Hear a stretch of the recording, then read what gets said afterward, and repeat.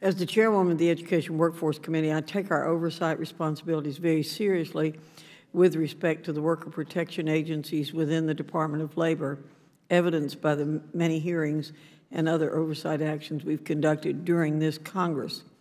Under the Trump administration's reorganization proposal, Labor Department worker protection agencies such as the Occupational Safety and Health Administration and the Wage and Hour Division would be housed within the, quote, enforcement, end quote, agency at the newly created Department of Education and the Workforce. Would this enforcement agency continue the administration's approach of providing needed compliance assistance while also effectively enforcing the laws? And do you foresee any impacts on the enforcement of worker protection laws because of the proposed realignment?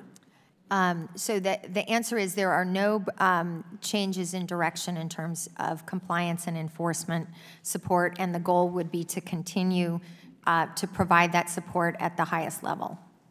Thank you. You said the proposal was built around mission and purpose, and this proposal seems to focus better the work of the agencies when it comes to helping students, job seekers, and employers.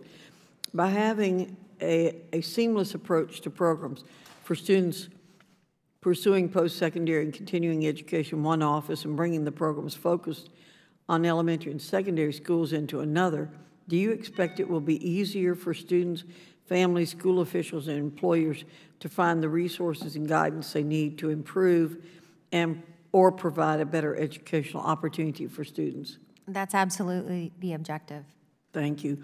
What safeguards would be in place to ensure students will not lose valuable protections, especially for students from vulnerable groups in the restructuring of these offices? So it's a great point. And disability employment, OSHA, mine safety, Office of Civil Rights, none of those are expected to change at all under this proposal.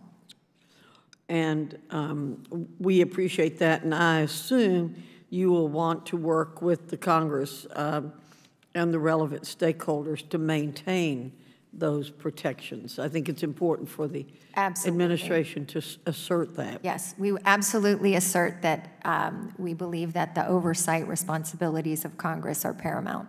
Thank you. To what extent did OMB ensure that GAO and Inspector General reports and recommendations were fully considered in developing the cross-cutting proposals?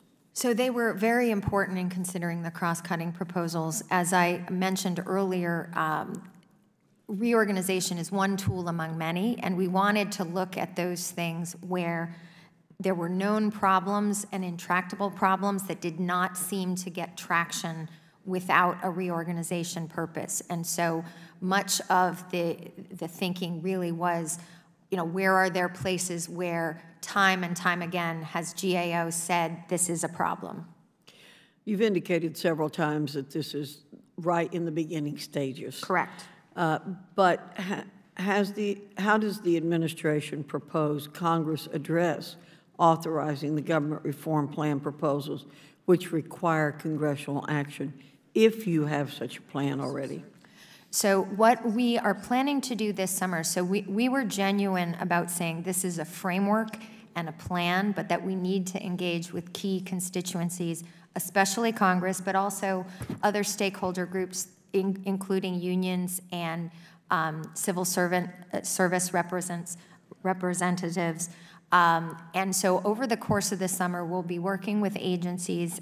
Very happy to take feedback and input on highlighting what is a proposed implementation construct and what would require legislative input, what could be proceeded with administratively, and then what would be expected to be in the 2020 budget. And the last question, if the administration believes the proposal does not need congressional approval, can you commit to notifying Congress in advance of any proposed action so we can evaluate the proposed change? So what we can do is commit to the dialogue around all of these proposals and incorporate the feedback and the insights from the people who have oversight over those.